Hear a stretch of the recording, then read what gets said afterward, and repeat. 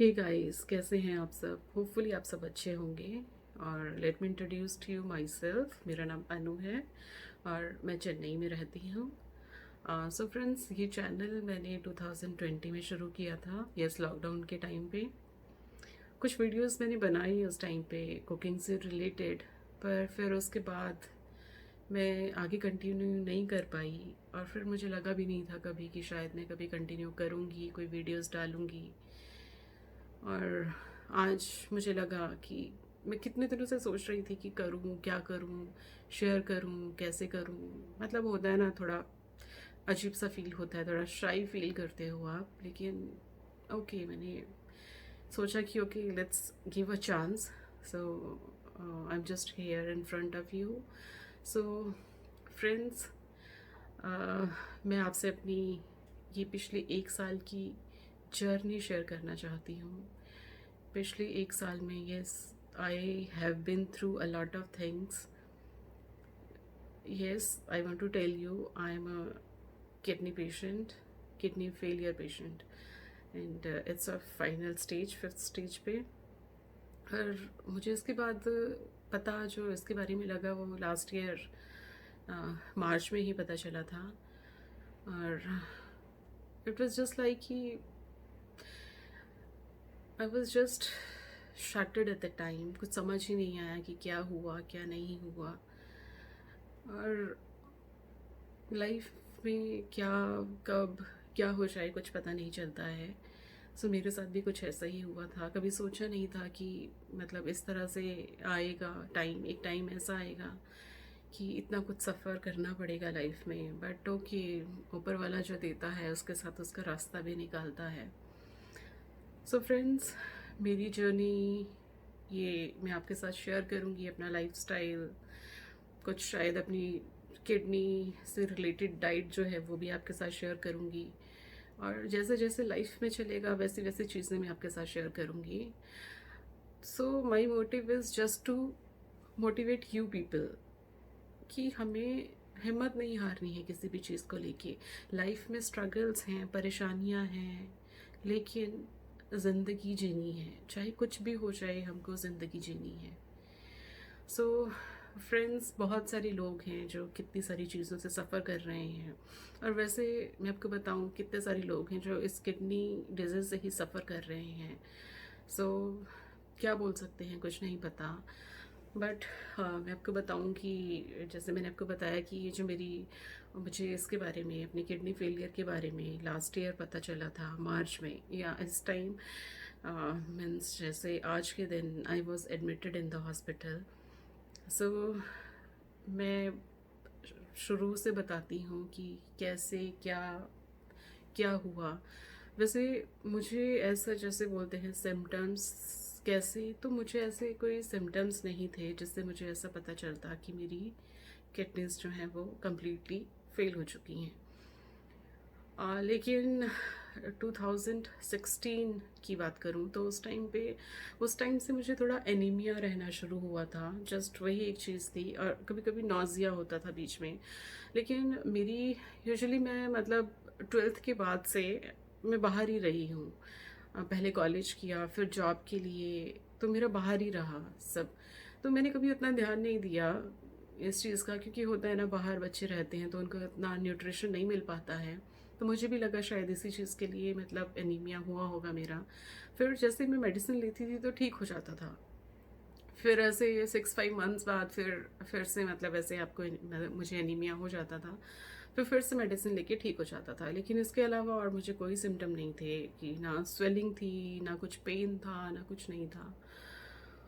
फिर last year February के time पे मेरा रूट कैनाल हुआ। मतलब मेरे टीथ में कुछ प्रॉब्लम हो गया था तो रूट कैनाल हुआ।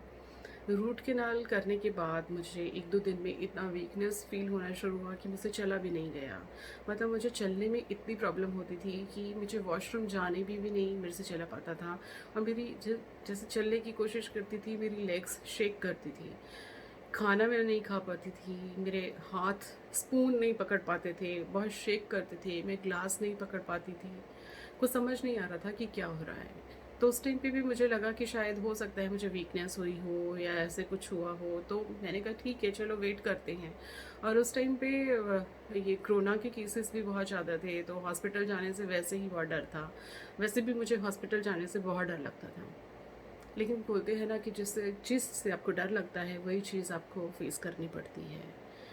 सो कुछ दिन, 2-3 दिन वैसे ही निकल गए मेरे। फिर एक दिन मुझे लगा कि कुछ खाना बनाती हूँ खाने के लिए, तो किचन में गई और जैसे मैंने टैप खोला तो एकदम से पता नहीं क्या हुआ, मुझे चक्कर आया और मैं गिर गई। और कुछ समझ नहीं आया उस टाइम पे कि क्या हो रहा है, कि मुझसे कुछ बोला ही नहीं जा रहा था। बस ऐसे मैं डीप ब्रीथ भी नहीं, मैं मतलब प्रॉपर ब्रीदिंग ही नहीं कर पा रही थी। तो कुछ समझ नहीं आया क्या हुआ, बस मेरा मुझे ऐसे थॉट्स आ रहे थे कि आज मैं गई, बस हो गया, आज ख़त्म हो गया सब कुछ। लेकिन बोलते हैं ना कि ऊपर वाला बहुत बड़ा है, परमेश्वर बहुत बड़ा है, वो आपको संभालता है हर सिचुएशन में। सो मेरे साथ भी वैसे ही कुछ हुआ। मेरे हस्बैंड वर्क फ्रॉम होम पे हैं, तो वो किचन में आई, उन्होंने मुझे देखा, उठाया, बोले क्या हुआ। मैं इनका पता नहीं, एकदम से चक्कर आ गया, कुछ बोलने की हालत में ही नहीं थी, कुछ बोला ही नहीं जा रहा था।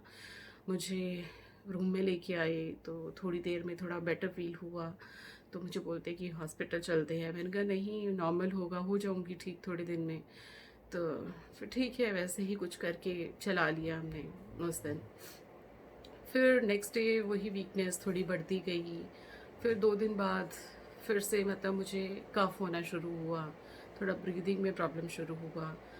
तो उसके बाद नेक्स्ट डे बहुत ज़्यादा प्रॉब्लम हो गई कफ की, मतलब इतना था कि मेरे से सांस नहीं लिया जा रहा था, मेरा ऑक्सीजन लेवल भी कम होने लगा।